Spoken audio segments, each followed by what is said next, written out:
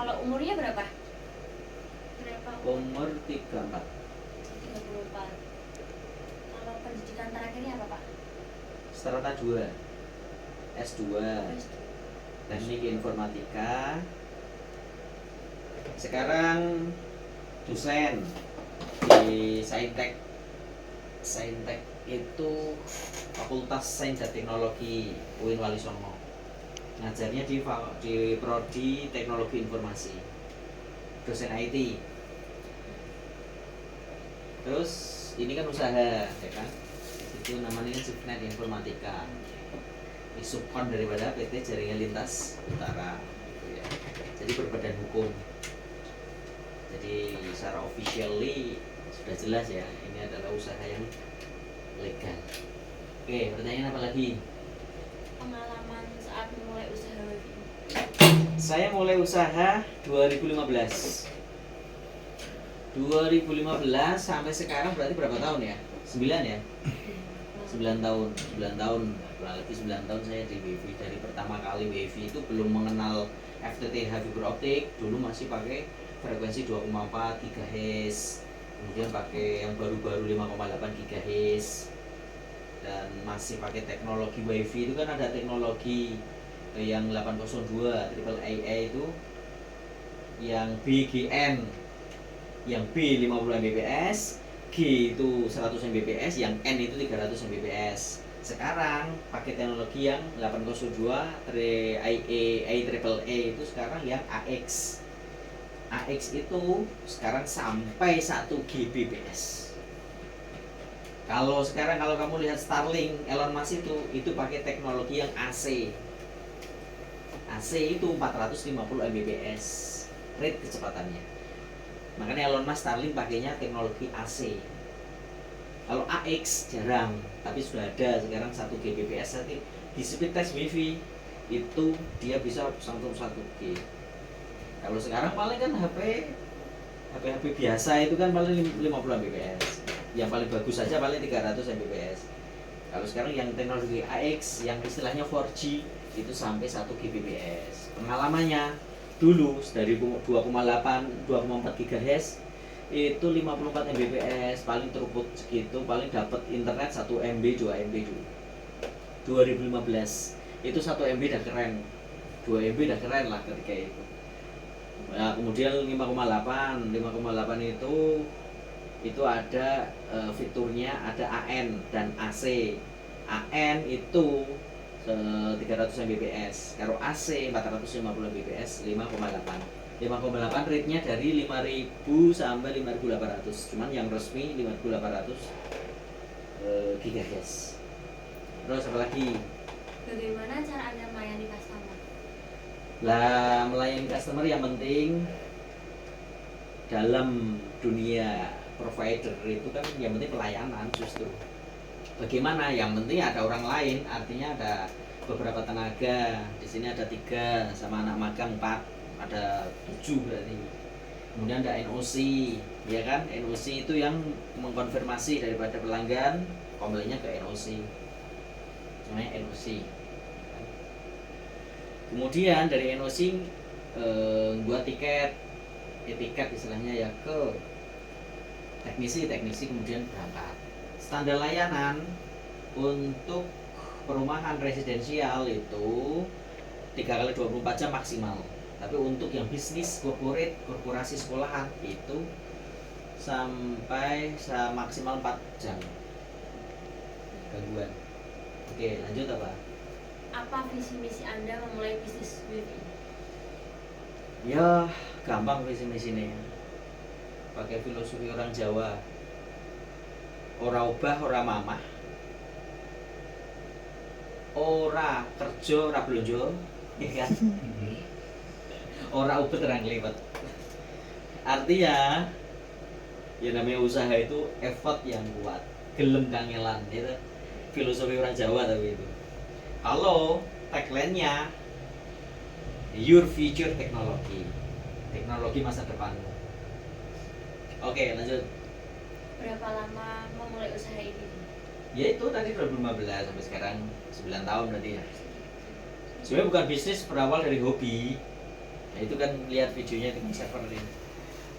Sebenarnya itu berangkat dari hobi kok enak gitu kan, cuman sekarang menjadi apa ya istilahnya, bukan bisnis ya, kecil-kecilan lah, usaha kecil-kecilan. Tapi alhamdulillah gitu aja, ada karyawan 3, ada anak magang dan lain-lain. Lanjut apa lagi? Apa yang membedakan bisnis ini dengan penyedia layanan internet tradisional? Sekarang menurut saya udah nggak ada pelayanan internet tradisional ya.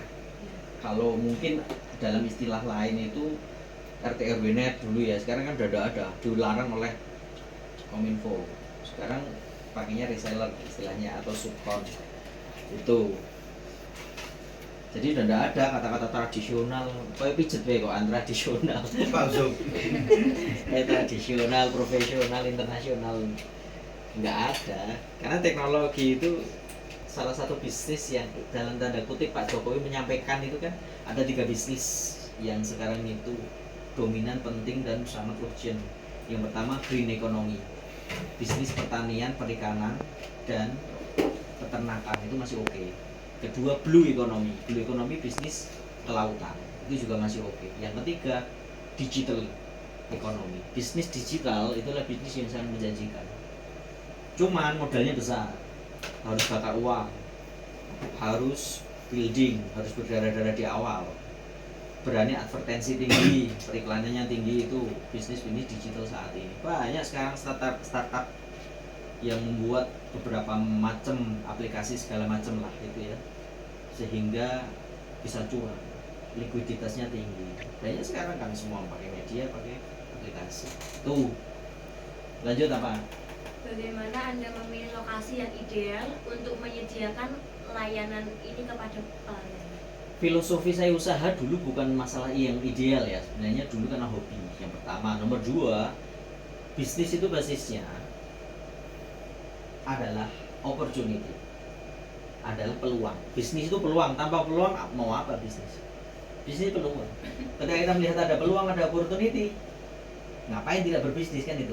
Pertanyaannya seperti itu. Oleh karena itu justru tempat itu dulu waktu 2015 saya berpikir bahwa tempat-tempat pelosok, kalau sekarang istilah pemerintah 3T, terdalam, terpelosok dan tertinggal. 3T itu fokus pemerintah saat ini. Dulu saya berpikir bahwa yang ada di luar sana belum ada internet ketika itu, pakai ETLE ya, dulu belum ada 4G. Kemudian saya pun mempunyai inisiatif untuk mengembangkan WiFi gitu di daerah-daerah tertinggal 3T itu, dengan ya konsekuensi biaya internet yang mahal. Dulu 1 MB aja saya jualan berapa? 200.000 1 MB dulu, waktu dulu. Sekarang ya murah, teknologi murah sekarang karena basisnya sekarang sudah menggunakan teknologi FTTH sehingga transfer datanya itu bisa lebih tinggi. Lanjut. Apakah ada perbedaan strategi pemasaran antara bisnis ini dan bisnis lainnya dalam industri teknologi?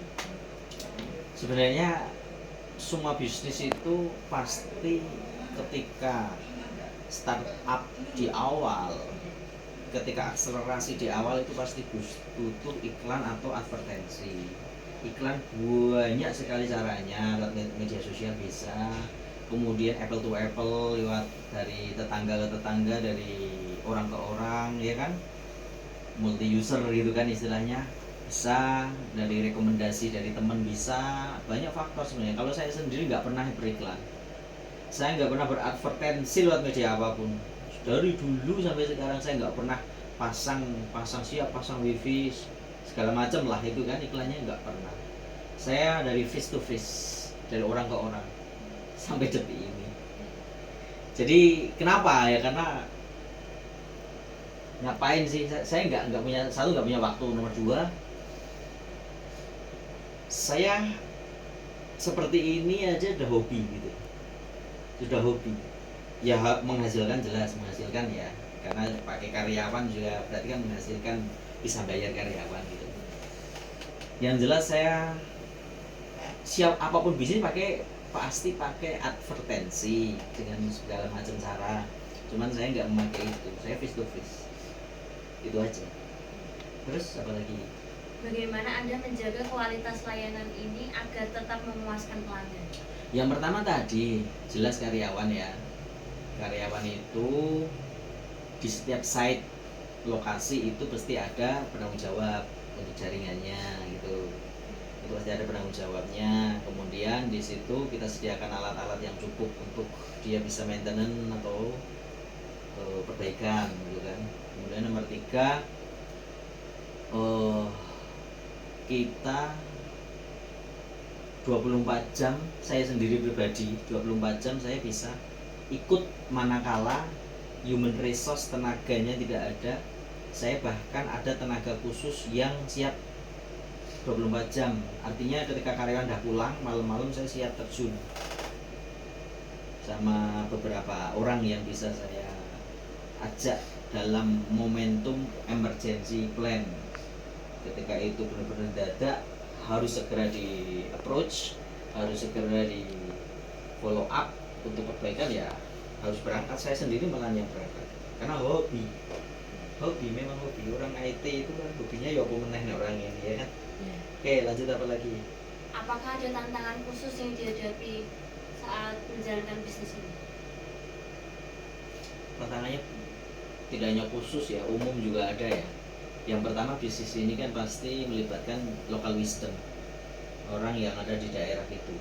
Local wisdom itu pasti jelas, itu faktor sosial ya kan. Nomor 2, kompetitor jelas ya, dengan layanan-layanan yang lebih, kadang dia berani dumping, dia berani istilahnya memberikan stimulasi yang khusus itu ya pertanyaannya tadi berarti kan apakah ada ya ya ada, pasti ada itu seperti itu. Oke, lanjut apa lagi? Bagaimana cara Anda mengoptimalkan wifi yang sedang error? Yang pertama kan ada cara troubleshooting induktif sama deduktif ya. Kalau induktif dari servernya bagaimana, kalau deduktif dari kliennya bagaimana. Kalau induktif ya saya dari sini di trace aja, dari sini di trace kan kelihatan. Kalau manakala dia kok RTO, semisal dari hub sini kan kelihatan identifikasinya. Oh berarti ininya, berarti hubnya sini, berarti ODC-nya ini kelihatan semua. Itu kalau orang IT udah di luar kepala. Ya lanjut. Bagaimana cara mengelola bisnis ini? Ya karena masih apa ya sifatnya, karena saya milik pribadi ya. Cara mengelolanya saya masih menggunakan cara-cara bukan kekeluargaan, cara saya sendiri. Belum berupa enterprise yang besar, belum, masih cara-cara yang tradisional mungkin yang bisa dikatakan seperti itu. Cuman yang penting adalah kualitas itu berangkat dari kualitas orangnya, kualitas pelayanannya, sehingga bisa sampai ke kualitas daripada pelayanan itu kan dari kualitas orangnya ya. Disitulah. Dan jangan sampai terlalu lama dan terkatung-katung pelanggan, terlalu lama, artinya tadi standar SLA nya dijaga. Itu sebenarnya ya masih banyak lagi, banyak obstacle, banyak constraint bisnis kayak gini itu banyak banget, banyak. Apalagi kita masih menggunakan beberapa teknologi yang masih menggunakan wireless itu kan. Kalau wireless ya kita fiber optik aja yang jangkauannya panjang, long distance itu mesti bermasalah, banyak constraint-nya. Lanjut. Kelebihan apa saja yang ada di bisnis wifi ini? Mainly atau captive market. Setidaknya setiap bulan pasti ada duit, karena orang pasti bayar tagihan. Constraint worst case, istilahnya worst case, kemungkinan terburuk 80% masih orang bayar. Tidak mungkin 100% toh, kadang ada yang nunggak kan, mesti 80% bayar. Dan itu captive market, mainly per bulan pasti dapat. Itu keunggulannya sebenarnya dibanding bisnis yang lain. Bagi apa saja kelemahan pada bisnis ini? Kelemahannya cuaca satu. Nomor 2, local wisdom atau faktor sosial. Nomor 3, tenaga ahli yang tidak ahli. Nah, itu tenaga ahli yang tidak ahli bikin susah nanti. Jadi kita membuat decision atau keputusan nanti bisa fatal ketika kita menggunakan tenaga yang tidak ahli, karena pelaporannya juga nggak valid, indikatornya apa, apakah putus kabelnya, apakah binding, kalau frekuensi apakah frekuensi, apakah, dan lain-lain. Selanjutnya masih banyak ada. Masih sedikit lagi. Oke. Peluang apa aja yang dapat dari bisnis ini? Sebenarnya peluang yang kita dapatkan ya peluang berikan layanan itu ya, dan ada sebenarnya peluang yang saat ini belum bisa kita approach, yaitu peluang dimana kita memberikan paket khusus menunjang kebutuhan rumah tangga. Seperti misal di situ ada paket IPTV ya kan, untuk TV, acara TV otomatis di situ. Itu sebenarnya ada banyak peluang konten ya, istilahnya konten media itu sebenarnya belum bisa di approach karena ya keterbatasan budgeting ya untuk investasi dan kemudian tenaga ya. Lanjut apa lagi? Bagaimana cara Anda menangani ancaman pada bisnis ini?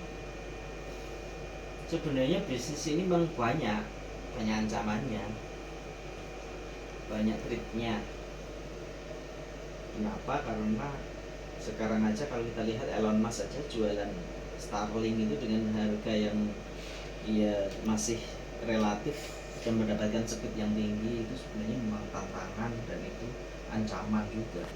Tapi kita kan bisa dumping, politik dumping tau ya, berarti politik di mana kita mempermainkan harga, karena masyarakat yang ada di middle low itu yang dihitung, yang dilihat, yang diamati adalah harga bukan kecepatan.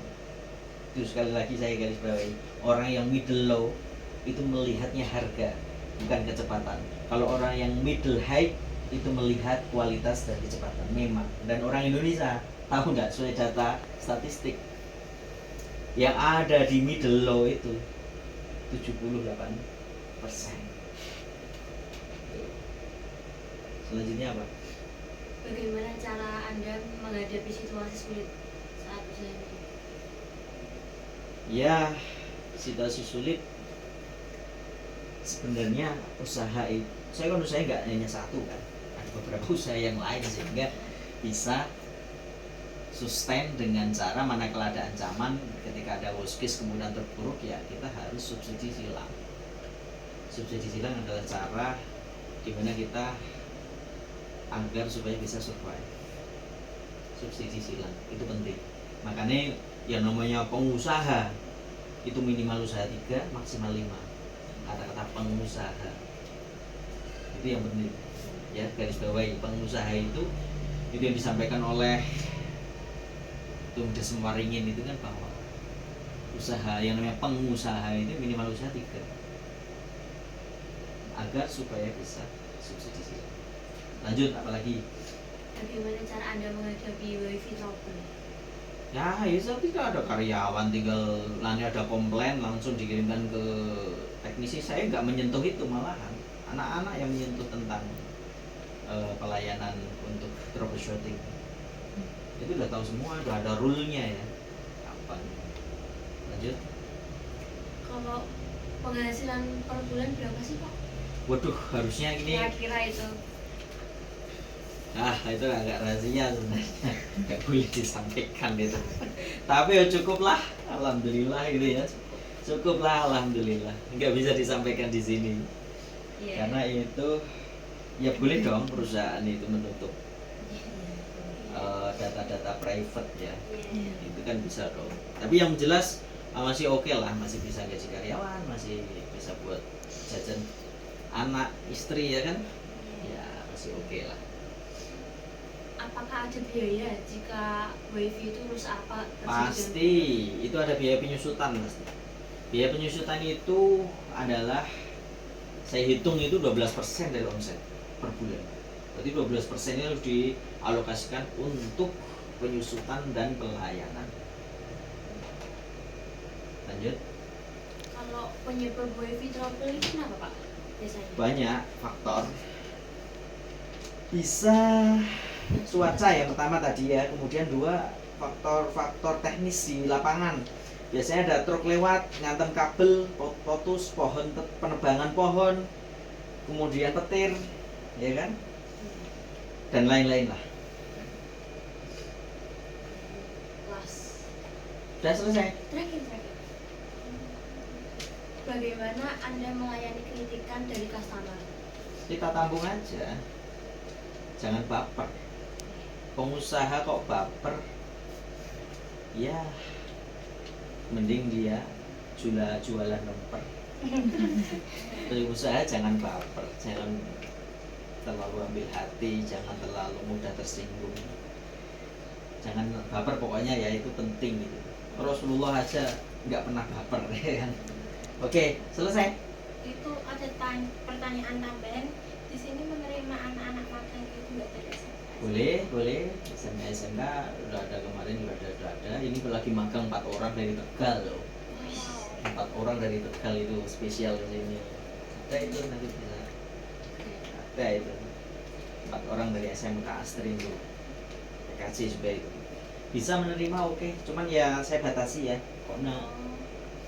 Mungkin 2 orang lah bisa, karena banyak SMK lain juga yang masuk. Palapa juga ada, Ashabul Kahfi ada, terus nanti dan lain-lain banyak sih.